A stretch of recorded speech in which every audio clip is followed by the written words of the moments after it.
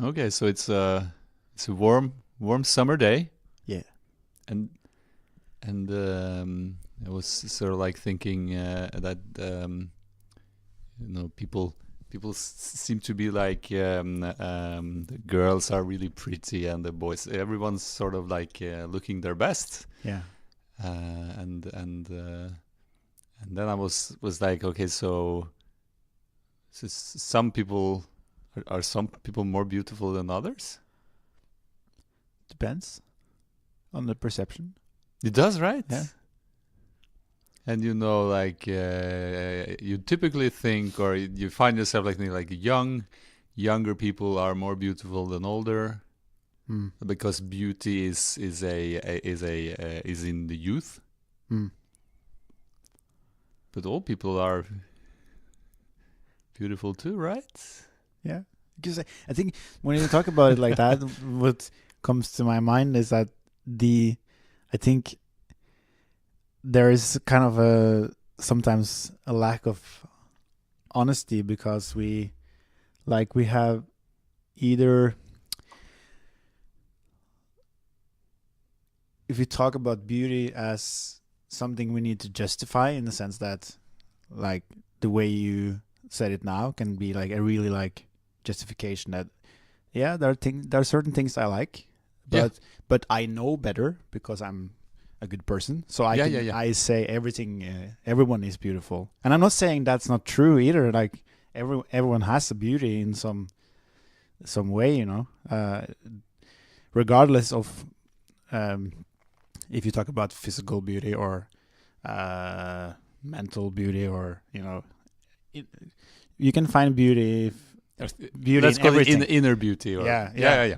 So I think for me, I spent most of my life not being willing to admit what I find beautiful. Like that. Okay, I actually see that person as someone more beautiful than that person.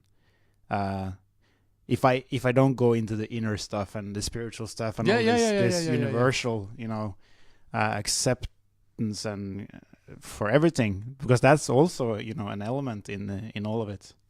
But I think it's very easy as a spiritual person or as someone who is like really thoughtful and caring and to actually hold back the acceptance of that I like this or I don't like this or this turns me on or this is this and that. And I think it's important to yeah accept those things in your own like mind. Yeah, Yeah, I totally yeah. agree. But there was like, so this is what I was like finding interesting. Mm-hmm. So so because I am a male, heterosexual male, so um, I would typically be like saying women are beautiful, all Yeah, right? And but guys are also beautiful, yeah. and some of parts of it feels like so um, in our society, like on a societal level, I'm a male, so I should find girls attractive Mm. because I need to mate with them to have offspring and so on and so on. And there's no point in me finding guys attractive because or beautiful. Let's Yeah, not use attractive, yeah. but it's two sides of the same coin, Mm. more or less. Uh, but it sort of dawned on me that when I'm looking at people, I look at them through these like lenses or Mm. glasses Yeah. that are like based on some criteria Mm. that I should look at this Yeah. because that's what would be interesting for me because I am that. Mm. And and what I found most interesting is that if I let my ego go, like if I didn't invest sort of Yeah. myself into what I was looking at, Yeah. things tended to just be beautiful. Mm. That there was no Makes like sense. there was no ugly or beautiful. It was Mm. just beauty, Yeah. and I found that to be sort of really interesting, just because it also applies to myself looking in the mirror. And myself looking in the mirror would be based on some criteria. I could say, well, maybe I'm too tall, or my hair has started to get gray, and I'm not that old, and my nose is big, and my shoulders are not as like my physique. I don't look like a like a weightlifter or like a jock, or I don't know. Like I look like a typical like guy who is hasn't been working out at the gym and has been sitting too much in the couch. But only if I use those parameters, looking at myself, I would draw like conclusions, be like, well, I should be something else, or I should be some this and I should be that. And also when looking at others, I sort of noticed that some people, you look at them and you're sort of projecting their beauty onto them so they feel better. Whereas someone who you'd say, like, quote, less desirable or attractive, you're sort of looking at them with that frame of mind, and it feels like you're sort of pulling them down. And then I was like pushing this call it like notion further. So it's do these less beautiful require less love?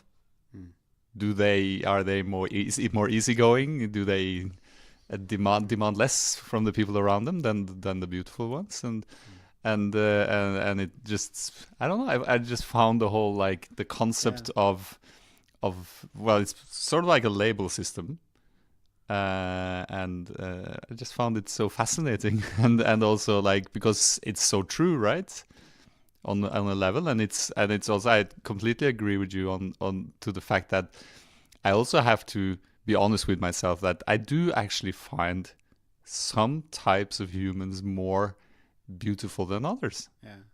And that's okay. That's not me being anything other than me. But also that there was, like, on this deeper level, that it just seemed to be like the phrase, like, everything is beautiful, is very true. But you have to let the labels go. Exactly.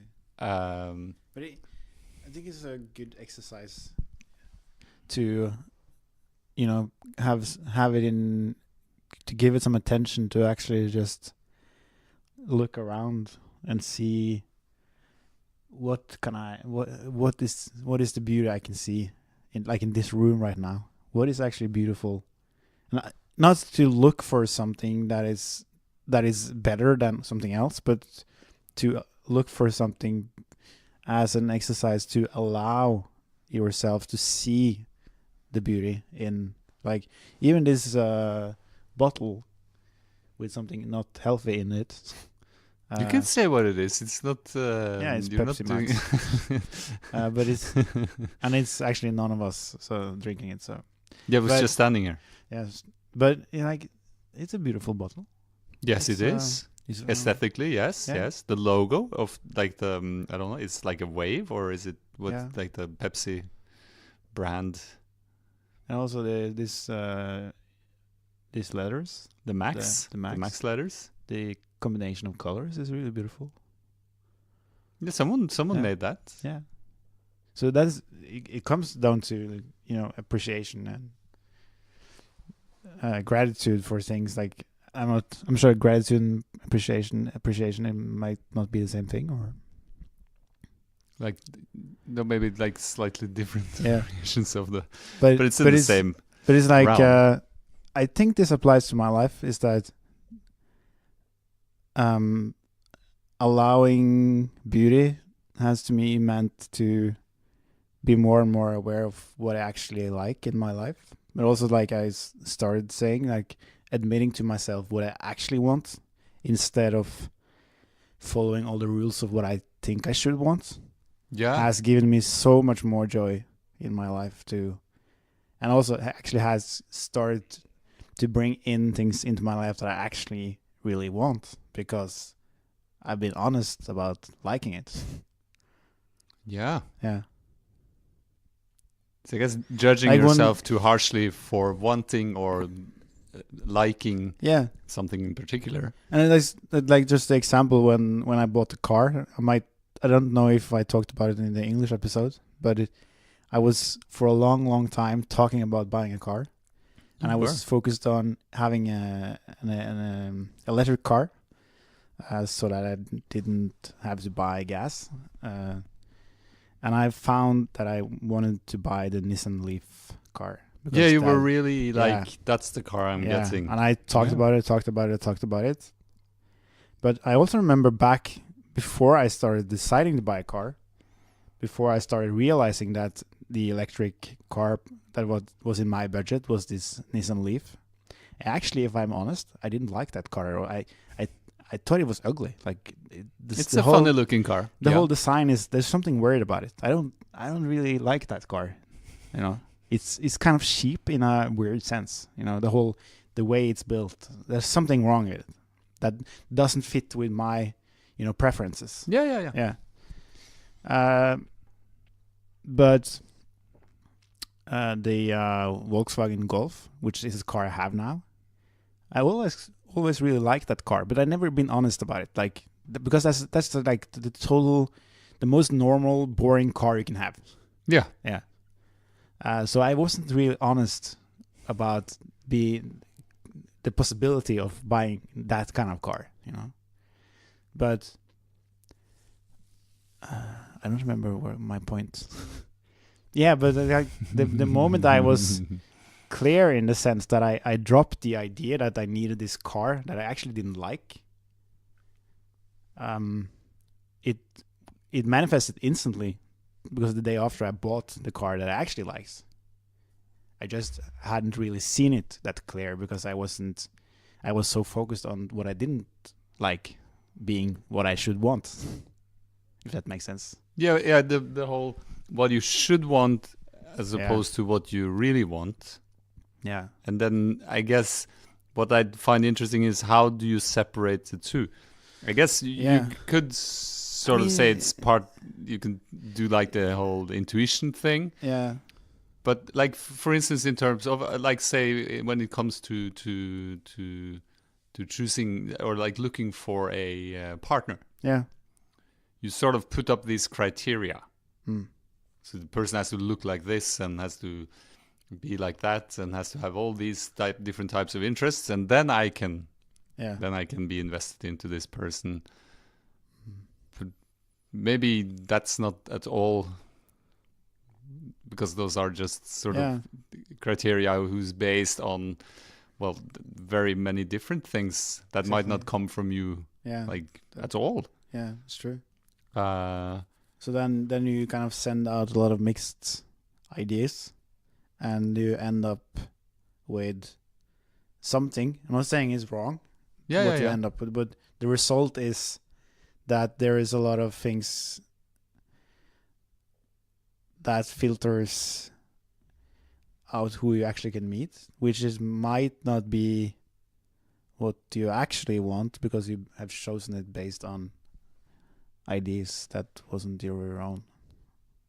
Yeah.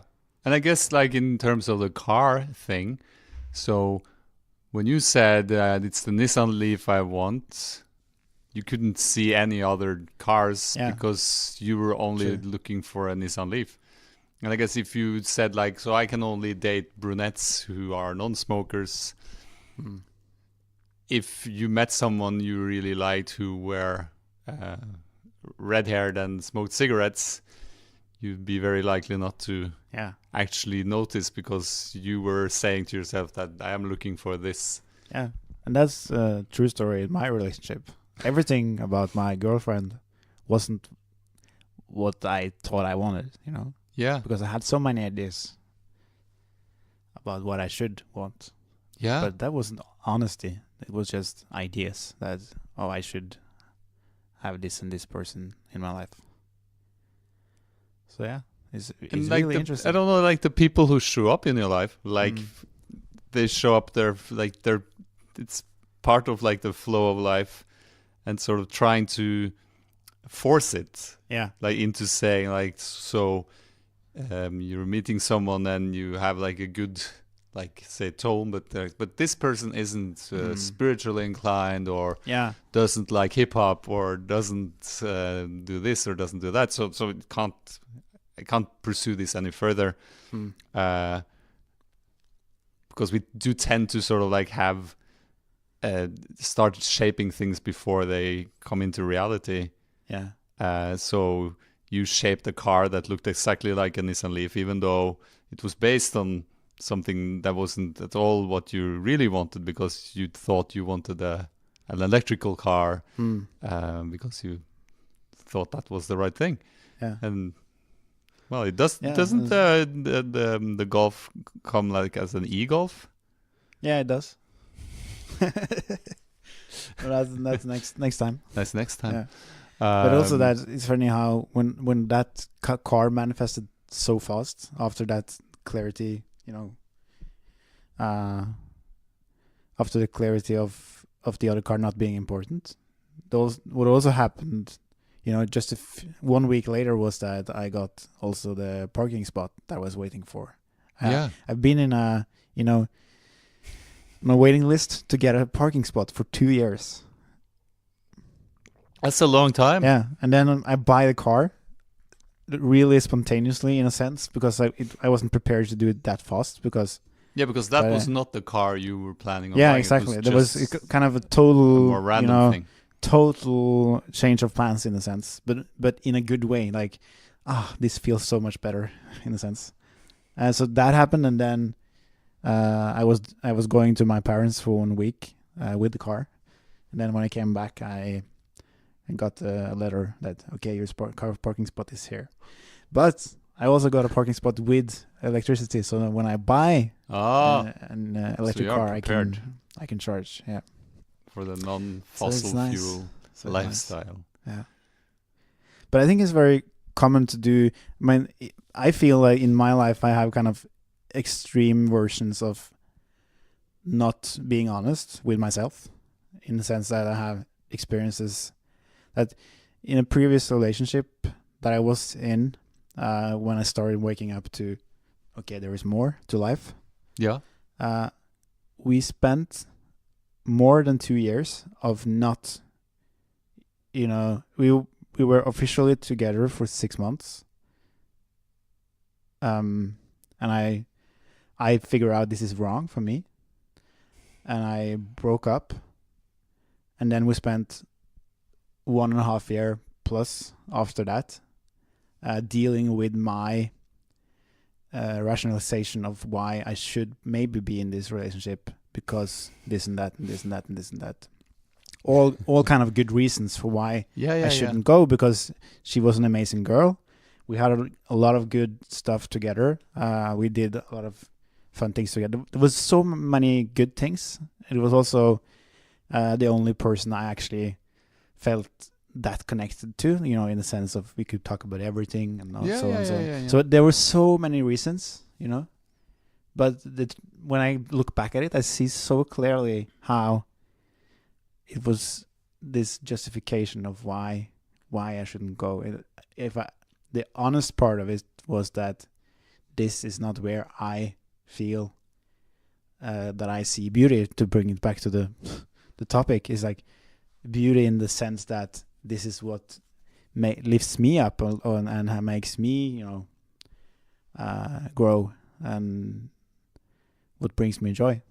Yeah, where the life is. Yeah, exactly. Because beauty, in a sense, is life in flow. Yeah. Yeah. Yeah. That is interesting. Beauty is also when you see beauty and can appreciate beauty, that makes you become alive. So if you don't see beauty, or if you close your eyes because you're not allowing beauty in your life because you don't deserve it, or you have stories about why you should be where you are, then it falls apart. And I think that was like another factor of the whole, so you see beautiful people, and so for instance, when you're in a relationship, you're thinking, well, I shouldn't look at other people because I'm in a relationship. Yeah. But appreciating beauty doesn't mean that you're Yeah. like leaving your relationship, or think like True. that might also be like a misunderstanding of your own like just sense of the world, where so you're in a relationship, and then you see other people appreciating their beauty doesn't mean you're cheating on your Yeah. on your partner, unless you're actually like leaving, sleeping with them and starting up a new relationship. Of course, that would be something completely different. But actually, allowing yourself, as you said, to say this is beautiful, like you're beautiful. Yeah. There's nothing wrong with that. It's true. But saying like I shouldn't be looking at girls because I'm a married man. I shouldn't be looking at boys because I'm like men. Sorry, not boys, but in this like point being like beauty, like looking at other human beings is actually like and like enjoying life. Seems to have a lot of strings attached to it as to what's right, what's wrong, and it's really so kind of weird, that whole thing, that whole, because okay, this is my experience right now, is that because now I am in a relationship where I really feel home, that this is okay, this is where I want to be, and that actually the first time in my life that I'm in a relationship where I truly believe in it. I was always kind of holding back. Yeah. So, but what it brings to my life is also the that I can, when I feel connected with this person in this relationship on this level, I also feel that I can now appreciate looking at beautiful things or women on the street or whatever, and appreciate it even more, because it kind of just I'm more capable of appreciating it. I guess it comes from a different place. Yeah. Maybe if before it was sort of like, well, I should like, so if you see someone, then that would be someone you should be in a relationship with. Yeah. Whereas it's just looking at the beauty of life for what it is. Yeah, exactly. And not being like invested in it, like exactly, like typically like, right. So if you go to a discotheque when you're single, you'd be going to meet someone who would be potentially be the love of your life. Yeah.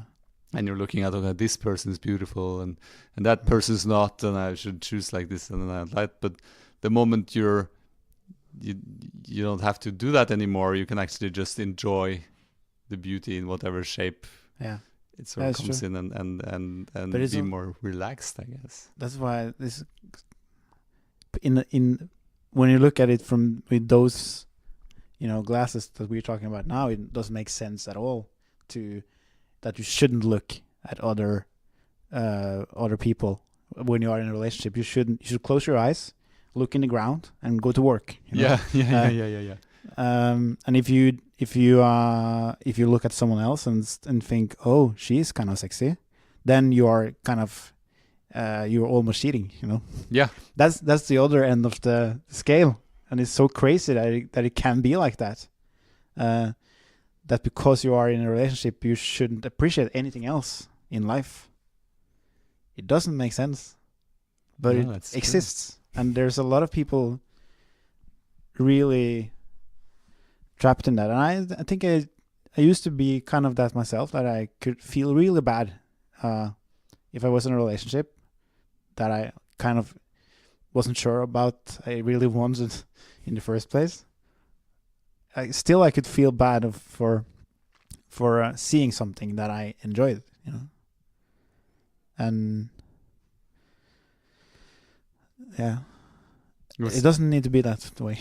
No, and so I don't know if this is maybe like just pointing out that there is something about I think, and maybe male more than female have a tendency to to objectify and sort of like for instance, I noticed that if you're looking at a person like based on, okay, so that's her breasts and that's her ass and the legs, and oh yeah, that looks like something like out of that sort of fantasy. But when you're looking into someone's eyes and you sort of see like that type of beauty, it's just something completely else, like something completely different. And also like this this tendency, I guess, like, and maybe more in Western society, where we pursue this ideal of the exterior, like your outside is what matters, and how you look is your qualities in life. And then I think it's like back to the whole like beauty, like the beauty comes from within, right? Or like beauty is only skin deep, or I don't remember. Like it's there are some interesting aspects of the whole. Where does the beauty come from, and what is beautiful, and is like the perfect body with the perfect makeup, is that beauty, or is it something completely different? And I guess that's again like society does do a good job of sort of giving us the notion that the exterior things are the important things. Which I think clearly they are to some degree. And then it's back to like, because everything in itself is beautiful. But it's the objectifying of it, like saying like this I would like to take with me, or this is mine, or like maybe like the flower analogy is actually suitable, whereas like the beautiful flower and the respect, like the beauty of it, and the difference between picking the flower and just leaving the flower as is to blossom, and there's something I don't know, like towards that in that direction with beauty, and sort of not like owning like this is something, this is mine. It just is. And like with music, I guess, don't know if it's a good parable, but you know, like when sampling came, like back in the day, you could sample music. So you could take songs that already existed, take them and remake them in your own vision, and then it became a huge problem because the artists who made the songs originally weren't getting paid for their samples. And it sort of stopped the creative flow in that direction, because you can't, because someone owns this is someone's property. And I guess, well, it's sort of interesting to see how like this ownership idea, both of wanting to own or to have, like you can't really own music because music is an experience. Just as beauty is also an experience. You can't own beauty. Like you can, I guess you can insure your body if it's really beautiful, but it doesn't work that way. No, it doesn't.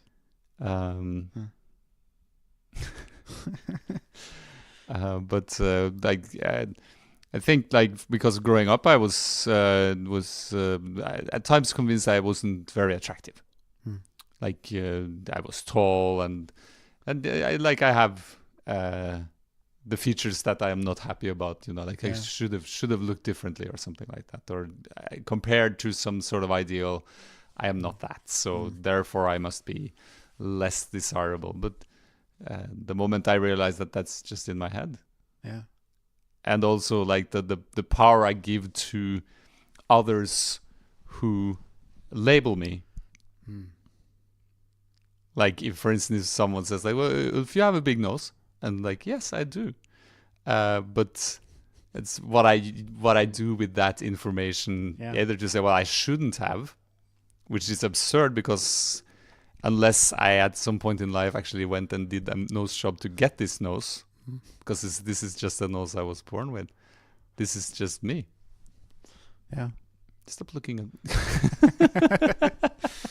But it's just like the whole, like the I think once again, like just the whole label system is so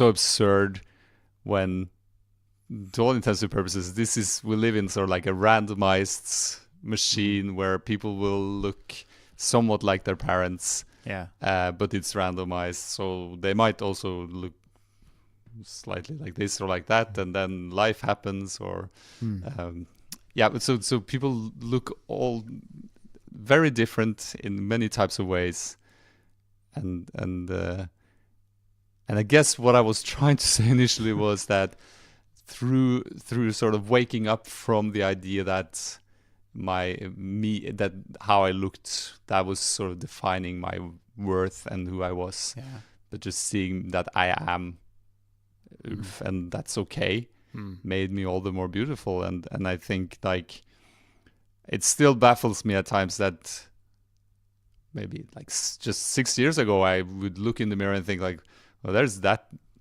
like mediocre looking person, or like you're not looking like much. Whereas if I look in the mirror now, I don't feel that at all. Yeah. And I think because I've looked at pictures, I look sort of virtually the same as I did then. So it's not my looks that have changed; it's my perspective of them, and I think like that's worth like remembering that people are beautiful. You're beautiful, and no matter what. Yeah, true. But I also think everything you say about labeling and all these ideas in our heads, and it's just the amazing thing with it is like if we have all this stuff going on in our heads, why can't we use that to something good? You know, like to create good stories, to create good ideas about ourselves. Yeah, because one part of the spiritual journey is to, you know, let go of labels, let go of all this, you know, holding on to things. But we still have the servant, our brain. So why not make it useful? You know, that makes just sense. a thought. But I think you know, the spiritual path has different stages, and it was very important for me to work on letting go of things and you know, just get out of my mess that I have been creating for I don't know how long. But so that's an important part, that whole letting go. But I see more and more now, which I have probably already talked about in other episodes, that how I also am the conscious creator of my life, in a sense. So I need to make some decisions, and I need to, if I want to live a life that I love, it's up to me to decide to do that, and just to use the servant for practical good creations in my life. And just be honest about what I want, instead of only, which I did only before, focusing on getting away from things that I should fix, you know, or should overcome. Not to look down to as something wrong with it, because it's an important part of the spiritual journey, but there are different phases, which is great. Pretty great. Yeah. Pretty great. So that's beautiful. Beautiful.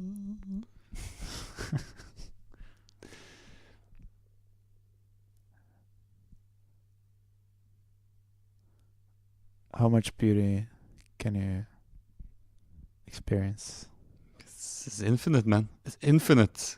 Wow. Infinite beauty Nice. in an infinite universe. Just go